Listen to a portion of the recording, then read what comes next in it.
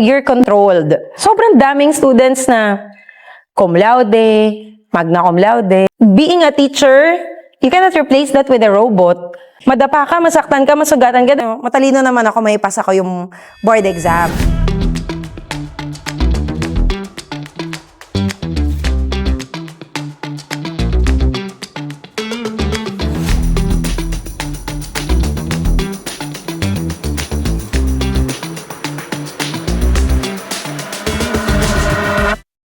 I'm Dr. K and welcome to Dr. K Today. So first, I'm a normal human being. I'm a daughter. I'm a sister. I'm the eldest sa aming magkakapatid. I am a wife, of course. I am a friend. So, yung kung paano ako dito sa loob ng KumaCare, although not all of the parents can see that kasi lagi ako nasa office, I'm doing a lot of things, as you know. Pero how I am with the staff, the teachers, that's really how I am then outside. Siguro lang mas composed lang ako ng konti ngayon dito because of the nature of work. Medyo mas composed. Pero when I'm outside, honestly, medyo mas iba yata ako pag nasa labas. Especially when I'm with my brother and my sister, we joke a lot, we laugh a lot. The way I laugh is totally different. Parang hindi mo iisipin, teacher ba yan? Yung ganon. Even when I'm with my friends. When I'm with my friends, I am a totally different person. And I think all of us are like that naman eh. There's parang a part of you na ako to pagkasama ko ang family ko. Ako to pagkasama ko mga pinsan ko. Ako to pagkasama ko mga friends ko. And I mean, I think that applies to everyone. But in all honesty, the person that I am, the personality that I have when I am in school, hindi siya nalalayo sa kung ano talaga ako. The way I talk, the way I make fun of things, the way I laugh. I'm not a very serious person, honestly. Hindi ako seryosong tao. But if there's one thing na siguro I would say na different, dito kasi in KumaCare, at some point, I feel na I am parang a mother, not just to the kids that we have here at KumaCare, but even to the staff, the teachers, all of the staff that we have. I feel na, siguro din dahil ako yung pinakamatanda dito, pero I feel na parang ako yung mother figure, which is something that I cannot fully express when I'm outside because honestly, I don't have children of my own. So I don't really know exactly how it is to become a mother. Pero dito sa loob ng KumaCare, I think yun lang yung major difference talaga. Na pag nandito ako sa KumaCare, I'm like a mom, I'm like a mother, a parent, even a father pa nga minsan. But when I'm outside, I'm like a child. Para akong bumabalik sa pagkabata, lalo na when I'm with my friends, with my family, talagang the way I interact with them is also totally different. Well, first, originally, hindi naman ako talaga educator. But when I was in college, sa CEU kasi before, Central Escolar University, yung courses that were offered to us before, we had choices. So there were several options. So we can choose between Curriculum A and Curriculum B.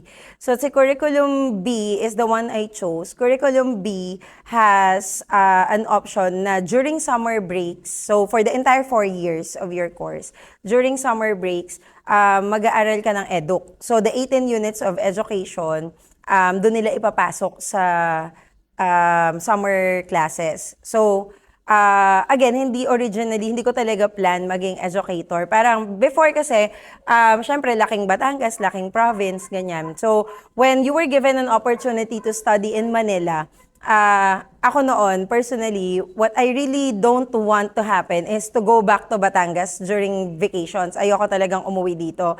I wanted the life in Manila. So, yung party life, ganyan, party with friends, and all, as a teenager. So, I think during that time, that was one of the best possible ways na I could think of at that time para hindi ako umuwi dito sa Batangas for a summer vacation or any holiday. So yun. But even after I graduated, I did not pursue education. So after I graduated from college, I had several different careers. So I started working as a customer service representative in a call center, which was during that time one of the easiest ways for you to have a job. So regardless if it's not really connected to your degree, I think a lot of people are really doing that. But even if it's not connected to your original degree or course in college, parang that would be the stepping stone for you as long as you can have a job. So during that time, it was way back 2011, I applied as a customer service representative. And then, ayun, so I think I worked there for more than a year. And then I also tried becoming a real estate agent. So, naging real estate agent din ako. I was selling condominiums. And then in 2013, end of 2013, there was one incident in my life that made me decide that I really have to go to Dubai. So, that was December 2013, I went to Dubai ng January 2014 without any plans, without anything. I started looking for a job there. Luckily lang talaga, when I came there, if I remember it correctly, that was January 26, 2013. 2014. The following day, meron agad akong naging work. So, one day pa lang ako doon, nakahanap agad ako ng work. But again, it was also not related to my degree. By the way, my original degree is Mass Communication, major in Performing Arts. But that was not my first course in college. My first course was Conservatory of Music sa University of Santo Tomas. But syempre, andun ako sa mga teenager days ko, medyo pasaway. So, I was not able to finish that course sa UST, and I didn't have a choice but to look for another university na where I can continue my studies. Kasi nga ayokong bumalik ng Batangas. So parang my mom during that time, she gave me an option. Parang sabi niya sa akin, either you go back to Batangas or you find a school who will accept you and then you continue your studies. Pero kailangan this time, you're going to really study hard. So, but honestly, nung nasa CEU na ako, everything changed. Parang yung pagiging pasaway ko noon, only lasted during the first year of my college days sa UST. But when I was in CEU, kasi natakot nga akong pabalikin dito, parang nung bata ako, yun talagang greatest fear ko to go back to Batangas. So, dahil natakot akong pabalikin ako dito, ginawa ko, talaga nag-aral ako na mabuti. Bahay school, walang barkada. As in, I didn't have friends before. Ang naging friend ko lang noon, nung first year college ako sa CEU, was only one. One girl na hanggang ngayon naman best friend ko pa din. So, siya lang talaga yung naging friend ko. Until eventually, pagdating ko ng third year college, ayun na-introduce na ako sa world of theater, world of TV. So, I've been doing mga theater shows. I started as a chorus. And then may mga times din naman na nabibigyan ako ng lead role. So that time, I was already earning my own money. Pero, very small amount lang talaga. Parang, kung naalala ko, parang 1,000 per show. Ganun. May mga times pa na nung nagsisimula ako, 500 per show. And then may mga times na pag kinukuha kami for parang para mag-extra sa mga ABS, sa movies, sa Star Cinema. Minsan, lang yun, 500 lang yun per day. Gano'n. Pero eventually naman, tumaas din siya because dumadami na rin naman yung mga racket. Gano'n. Ayun, so I didn't really have a choice that time. When going back to Dubai, so nung nasa Dubai na ako, doon kasi, nung nagpunta ako, I was a tourist. Although bawal yun ha, bawal talaga maghanap ka ng work as a tourist. So, nung nasa Dubai na ako, ang sabi ng mga friends ko doon, ng mga kamag-anak ko, you have to parang accept any job, kahit anong job, basta may unang mag-offer sa'yo, you have to accept it right away kasi para mabigyan ka ng residency, yung residence visa. So, the first job that was offered to me, yun yung the day after kong dumating doon. So, the job that was offered to me was receptionist ng isang office building. So, tinanggap ko na siya. Very small amount lang din yung salary ko that time. But I think my boss before, he was Egyptian, he saw the potential in me. Kasi very business-minded kasi talaga ako. So, nung nandoon ako, I was thinking, kasi boring yung job ko parang nasa reception ka lang. So, nung nandoon ako, I was thinking of other ways para kumita yung company, para kumita yung building. So, meron kami noon, kasi it's a parang 44 floors na building with basements and commercial area. So, noong time na yon, naisipan ko yung mga parking area sa ilalim, iparent.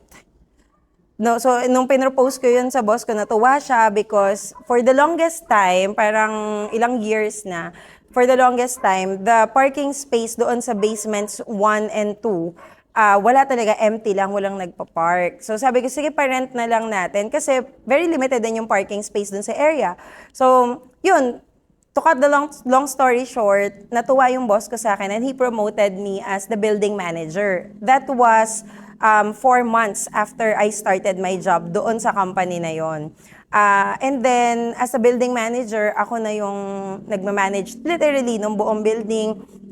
Parang HR na din ako. I was doing the payroll accounts of all the staff, yung mga maintenance, lahat ng concerns ng building sa akin.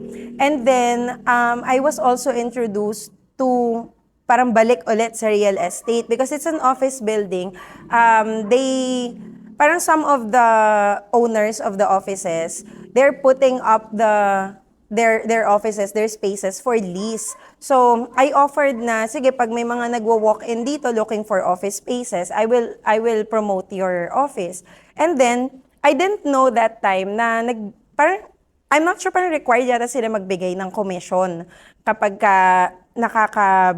parang nakapag-close ka ng deal, gano'n. So, parang there's one office, parang isang buong floor siya, 10 units ng office, na naparent ko. And then, yung may-ari ng office, bigyan niya ako ng malaking commission talaga. That's why, when I was in the UAE, normally for other OFWs, they are just going to go back to the Philippines mga after 2 years. Yung iba once a year pag sinaswerte. Because syempre you have to save money, you have to prepare para makauwi ka, bibili ka ng ticket, bili kang pasalubong, etc. But in my case, so January ako dumating doon. Pagdating ng June, I was able to go home for a vacation. 2 weeks vacation lang yon because I was earning a lot of money during that time kasi nakakabenta ako ng mga actually selling and rent. So madami akong nabebenta. Kasi nga siguro because of the way I communicate, the way I convince people, kahit minsan yung mga features, iniimbento ko lang yung mga features ng mga offices nila, ganyan. And then, during my entire stay in the UAE, I was able to save a lot of money, really a lot of money. And then 2017, I came back to the Philippines and I decided that I'm going to retire as an OFW. I'm not going to go back to the UAE. I'm not going to work again there. I just wanted to stay here because of a lot of factors. So, pagdating ko dito, medyo bata pa rin ako noon. I was only, I think, 26 that time. When I decided to retire, I was only 26. Pagdating ko dito, dahil hindi ako talaga yung parang matured, I spent all of my money going out, shopping. I started investing in some businesses. I started putting up a small parang restaurant, pero siguro dahil hindi ko siya line din, it was not successful. So, nag-open lang yung restaurant for about 2 months and then I had to close it dahil hindi nga siya successful. I started planning, yun na yung time na I started planning other businesses na lahat hindi naging successful din until naubos lahat ng savings ko and I had no choice but to work again. So, bumalik ako sa pag-work as a regular employee. And then, dahil regular employee ka, very small yung amount na kinikita mo. I was paying a lot of things noon because when I was in Dubai, I was able to buy a property. Nakabili ako ng house.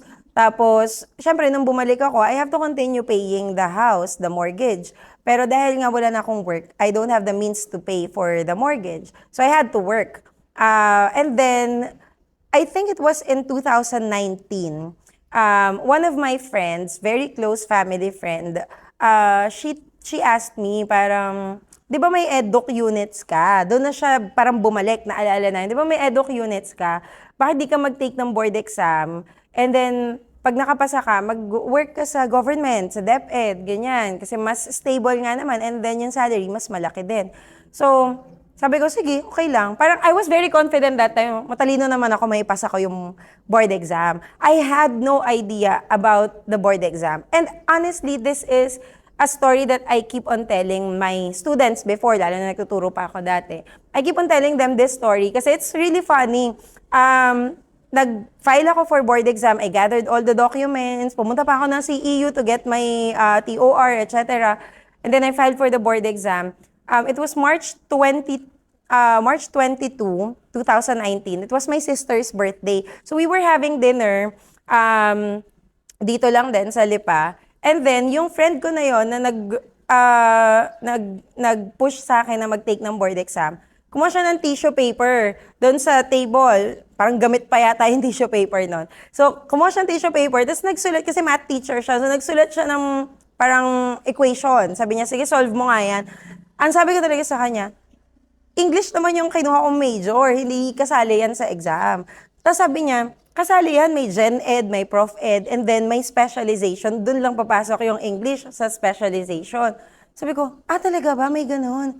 Ano yung Gen Ed? So hindi ko rin alam. Yun pala yung Gen Ed is, the questions will be about English, Math, Science, Filipino, Social Studies, etc. So madami. And I was not prepared. The exam is the next day na, tomorrow na.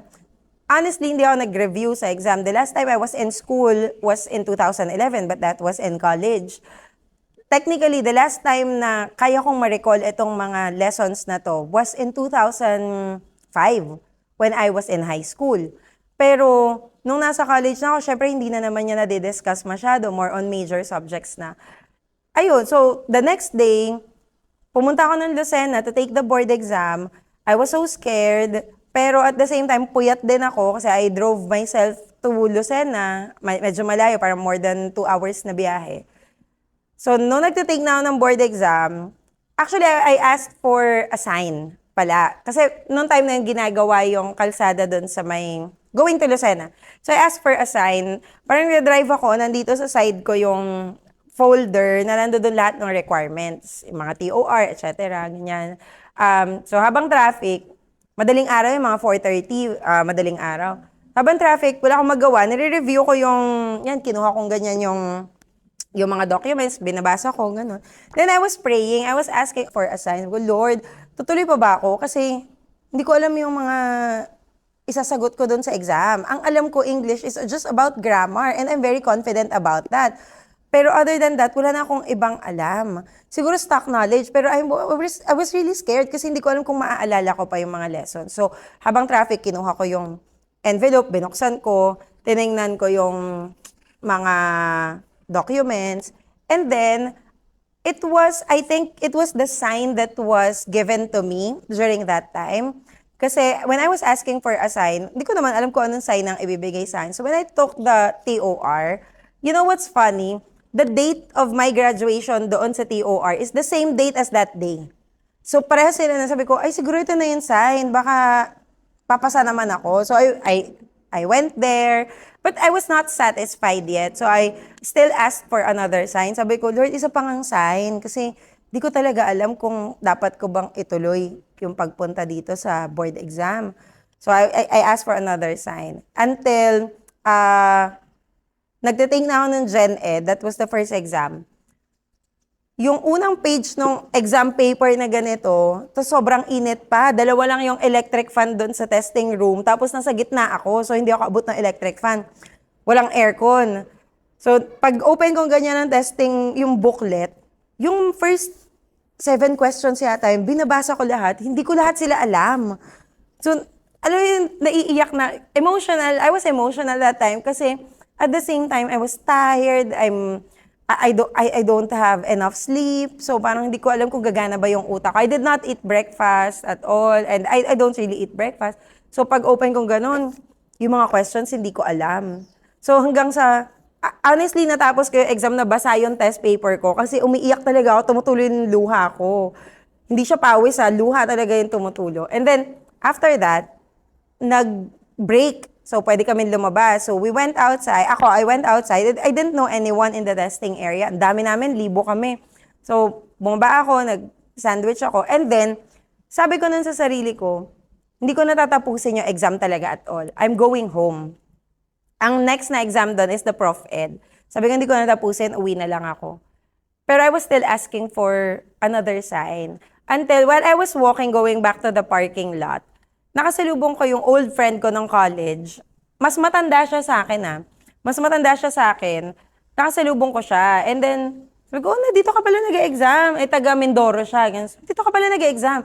And then, sabi niya, saan ka pupunta? Sabi ko, uwi na ako. Hindi ko na kaya yung exam. So, sobrang exhausted na talaga ako. Inaantok na ako. So, sabi niya, ba't ka uwi? Nandito ka na din. Sayang naman. May nakakaalam ba na nag-take ka ng exam? Sabi ko, wala. Nakakaalam lang yung friend ko na nag-push sa akin na mag-exam. Tsaka yung family ko, sister ko, brother, and then my mom. Sila lang talaga nakakaalam kasi hindi ko nga pinamalita. Sabi niya, wala naman pala nakakaalam na mag-exam ka. Di wala ding makakaalam kung bumagsak ka.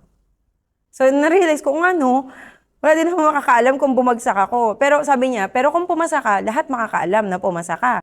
2019 was election season. So, during that time, I was doing a lot of parang racket. I was hosting yung mga meeting de avance, mga ganyan. Sobrang raketera talaga. So, nag-host ako ng mga meeting de avance, etc. Tapos, there was one morning na pagkagising ko, lumabas sa Facebook feed yung list of passers. So, doon ko lang naalala na nag-take nga pala ako ng exam. Ba't di ko tingnan kung pumasa ako? Pero alam kong hindi ako pumasa. So, tiningnan ko, nagulat ako kasi lumabas yung name ko. So, iyak-iyak talaga. Mag-isa ako sa bahay. Iyak-iyak ako. Tinawagan ko agad. First person that I called was my mom. So, yung mom ko no, nasa parang reunion something. So, ang tawag ko talaga, ganyan talaga. Umiiyak ako. Tapos, syempre nagpapanik siya. Bakit? Ano nangyari? Tapos, di ko ma-explain. Hindi ko makapagsalita. Hindi ko masabi kung, ba't ako umiiyak? Basta umiiyak lang ako. But, tears of joy. Ganon. So hanggang sabi niya, teka, pupunta ako dyan, bakit ano ba nangyari? Tapos yun, next nabi ko na sa kanya na pumasa ako sa board exam. So sobrang shock talaga ako, sobrang surprised ako. Before that, lumabas yung results, may tumawag sa akin, dati kong teacher nung high school, na HR ng isang, yung parang mga school namin, nung high school. And then sabi niya, may opening kami ng English teacher sa seminary. Parang hindi mo ako bagay sa seminaryo. So, my first teaching job was sa seminary, Oblates of St. Joseph Minor Seminary. I taught there for just 1 year kasi inabutan ng pandemic. To be honest, yung naging work experience ko sa Batangas State University, I worked there for more than 2 years, I think. Ilang semesters din yun. It was one of the training grounds. Isa siya talaga sa naging training grounds ko. That's where I learned how to handle, kasi I was able to handle high school. And then this time, I was able to handle college students. And then after my work sa BSU, I was offered another job sa parang as a head of an international school. So that was in 2024, if I remember it correctly. 2024, I was offered, or 2023 yata, mga ganun. Kasi 2 years lang ako sa BSU eh. Yeah, I think 2023. So, I was offered another job as a head na. So, parang pataas ng pataas yung level nung work ko na lahat na sa education na. And it was the first time in my life na tumagal ako sa isang career path na puro education. Before kasi pa-shift-shift ako talaga ng career. So, that time, I was handling na the entire school na as a school administrator. Parang January 2024. I got offered a job as a school principal of an international preschool sa Santa Rosa. So, dun din, na-handle ko na rin lahat yung ganun, kids na, as in, mga babies. So, parang, feeling ko nandun na talaga siya eh. Nandun na yung, dito ko na siya gusto. Ito na talaga yung gusto kong maging career. Ayoko nang lumihis sa iba. And I think that was also one of the reasons kung bakit ako umabot sa point na I wanted to put up my own. Honestly, ang daming beses na yan tinanong sa akin. Before, I have an answer. Pero not until this December. Kasi my circle of friends, the friends that I've had since I was in college, so more than 16 years ko na silang friends. So we have this regular parang gathering every year, every Christmas or after Christmas kung kailan free. And then this December, we had the same gathering, the same Christmas party. So meron kami ng exchange gift, ganyan. One of my friends, si Coach Kyle, she's a coach, a life coach. So, isa dun sa mga binigay niya sa amin nung Christmas party was yung parang mga souvenir items niya or giveaways yata ang binibigay niya pag may client siya for life coaching. And para siyang mirror na, hindi pala parang, mirror talaga siya, na may dun sa likod ng mirror, may nakasulat na, Healing My Filipino Trauma in Style. Nung time na yon, we were having a party sa ganitong rooftop nila. And then sabi ko, paano naman? Wala naman akong Filipino trauma. Hindi ko siya naiisip talaga that time. But for the longest time, I have been asked this question several times talaga. Paano siya nag-start? Bakit siya nag-start? And I just couldn't really articulate it. I couldn't pinpoint the main reason kung bakit. Aside from the fact that I'm a business-minded person, I wanted to put up my own business. Pero I think that could be the answer na eh. And yeah, I think that's the answer. Even this podcast, yung lahat ng episodes ng podcast that we are going to release, the idea of that podcast really came from that mirror itself, Healing My Filipino Trauma in Style. And it's not just me. There's a lot of people, almost everyone, especially kaming mga 90s kids, na hindi naman kami trauma physically or anything, but there were a lot of instances in our lives as a 90s kid na pag 90s kid ka kasi parang you're controlled. Huwag mo gawin yan, bawal dyan, masasaktan ka dyan. Yung meron pa nga mga instances na parang tititigan ka lang, pandidilatan ka ng mata, ganun, tapos titigil ka na sa ginagawa mo. So, that was, I think, where the idea really came from. I wanted the kids to live life to the fullest. I wanted the kids to experience what it is to be a kid. How it is to become a child. Madapa ka, masaktan ka, masugatan ka, that's okay. That's perfectly fine. That's perfectly normal. Before, kasi when I was a kid, laging sinasabi sa akin, huwag ka tumakbo kasi yung bahay namin noon parang batuhan yung labas. Tumakbo, masusugatan ka, madadapa ka, magkakapeklat ka, etc. So, alam mo yun, the adults, although I'm not blaming them, but let's be honest, I mean, let's be realistic na the adults, yung mga adults on time namin, they really put a lot of fear sa amin as a child na bawal kang magtanong, huwag ka na madaming tinatanong. Diba, let's say sabihin, maglinis ka ng ganito, bakit ako? Huwag ka na maraming sinasabi, huwag ka na maraming nagtatanong. Alam mo yun, sumunod ka na lang. But I think, although that's really part of growing up as a kid, talagang kailangan naman talaga, our parents are training us or disciplining us how to become parang masunuring bata, masunuring anak. But it doesn't end there eh. That's where I think the idea really came from. Yung now, the kids these days, and even the parents these days, kasi because I think the parents these days are millennial parents, they are more modern. At the same time, parang there's a blend dun sa parenting style nila. There's a blend nung kung paano sila pinalaki ng parents nila and how they don't want to apply the same technique dun sa mga kids nila ngayon. Pero makikita ninyo, may blend pa din. And I think that experience sa Montessori school when I was a child, I think that plays a very important role to who I am today, how I am today. Kasi I'm not just focusing on the children. I also wanted to focus on helping the parents. I wanted to help the parents, especially the working parents. Kasi nga mas modern na yung time natin ngayon na hindi na siya katulad ng dati na si tatay lang ang nagtatrabaho, si nanay sa bahay. Ngayon, both parents are working. So, most of the time, they really need to find someone who's going to take care of their children. And I think that's the problem that I saw na nabigyan ko ng solution when I put up KumaCare. We are not just a normal play school. I wouldn't want to say na we are a play school. I would like to say that we are a formative school because we focus more on the formative years of the children, their behavioral development, not just playing, not just socialization. There is no specific parang advice talaga na, or parang itong gawin mo kung gusto mo magtayo ng school.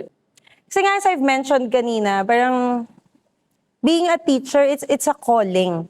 Parang other careers din. If you wanted to become a priest, you wanted to become a pilot, you wanted to become a military, o kung ano man, it's a calling eh. So you cannot just jump into, I wanted to put up a school. Tomorrow pagagising ko gusto ko na magtayo ng school. It's not like that. You have to find yung reason. What's your reason behind putting up the school? What problems in the society do you want to resolve? First, it would help if you're an educator because you would know the process. You would know how to create a curriculum. You would know how to align your curriculum to DepEd's curriculum. That's what I did because I'm an educator. But if you're not an educator, how are you going to start? Kaya there are a lot of parang play school na it's just a play school. You bring your kids here, they're going to play, we're going to look after them, and then you pick them up after school. We're going to give them activities, worksheets, or kung ano mang mga activities. But the real question is, what's the goal? Kasi in education, particularly let's say in DepEd, there's a specific curriculum that you have to follow. And in that curriculum, you have to identify the learning competencies. What are the learning competencies na gusto mong matarget? So, hindi lang siya yung parang, unlike in other play schools na pagdating mo dito, anong activity nila today? Coloring.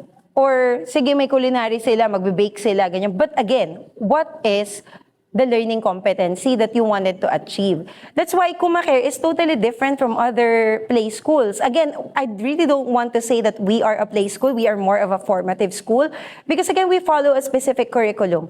Our curriculum is a 12-month curriculum. A lot of parents would say, parang kawawa naman yung mga kids, wala silang summer break, dire-diretso lang silang mag-aaral or papasok. Again, they're not just studying academics. We're not focused on academics dito eh. That's why it's very important here with us sa KumaCare, very important talaga yung communication and transparency between the school and the parents. That's why when you decide na parang, or you become inspired na, ay, parang successful or maganda magtayo ng school. Because honestly, business-wise, putting up a school is something na hindi naluluma. It's not like a restaurant na after ilang months or years, pagsasawaan ng tao. A school is a school. So every year, may mga bagong batang pinapanganak. So aalis man yung iba, may papalit. Diba? Ganun ang school. But then again, it's your goal. What's your goal? Why do you want to put up a school? Again, you always have to ask yourself that question. Why am I putting up a school? What's my goal? What's the societal problem that I wanted to resolve in putting up this school? Because at the end of the day, there are a lot of schools out there. One more thing that makes KumaCare unique is that it's an inclusive school. Although we hear that a lot, we hear that a lot, and now we are an inclusive school.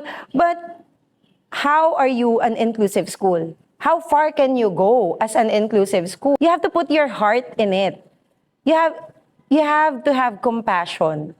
Hindi siya yung, sige, may pera ako, I have funds, I have resources, I have a space where I can put up the school, then I will put up the school.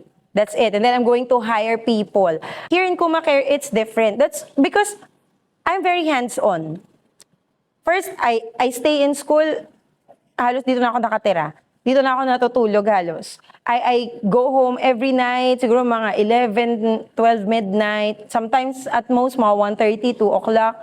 Because I'm really working hard on how to improve the curriculum. But the real question is, where can you find the best teachers, the best staff? Because they are going to complete your plan. They're going to complete your school. You have all those ideas, but who's going to implement it?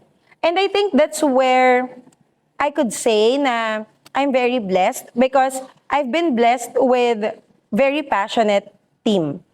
With a very passionate team. All the staff at KumaCare, they love what they're doing. They're happy in their workplace. That's why hindi siya challenge. I never had a challenge na, I mean, with the current staff that we have, I never had a challenge with them when it comes to attendance, punctuality, because I don't have to push them na pumasok ka, pumasok ka. I don't have to do that. They are happy to be here. I think that's also one of the things that would make any business, not just a school, any business, a successful one. If you can find the right people for your school. I wouldn't say that an excitement. Fear, hindi rin naman fear, pero somehow worry siguro. I'm worried about how far can artificial intelligence take us. There are a lot of jobs now na kaya ng palitan ng AI. But I think the reason why I'm confident then, kasi being a teacher, you cannot replace that with a robot. Pero the empathy, wala namang ganun yung AI. Malaki din naman yun na itulong ng technology sa atin ngayon. Like for example, we can spread awareness, like through this video podcast, we can spread awareness about children, about education, through technology. Yung AI talaga yung pinaka-fear ko, especially for, hindi na yun sa mga young kids high school, college, they are very dependent on technology, on AI. During my time, mayaman na kami pag meron kaming isang set ng encyclopedia. Napakadaming students ngayon, especially in college, and even in high school, sobrang daming students na cum laude, magna cum laude. Pero pag nasa real world na sila, nag-work na sila, parang lahat based sa AI. May papagawa ka based sa AI. May magpapagawa ka ng isang bagay, hahanapin sa internet. Alam mo yun? That's my fear na hindi gumana yung utak ng tao. At ang gumana na lang yung AI. I think that fear is coming from my perspective as an owner of a formative school. Because dito kasi fino-form namin yung kids We are forming them na mag-work yung brain nila so we don't interrupt them when they're doing something, when they're building towers, building something. We let them be. We let them use their imagination. Kaso natatakot ako na baka pagtungtong nila ng elementary, ng high school, ng college, mawala lahat yon kasi mapalitan ng technology, ng modern technology. I think we just have to be really careful when using technology. Very helpful ang technology, but it's also dangerous at the same time.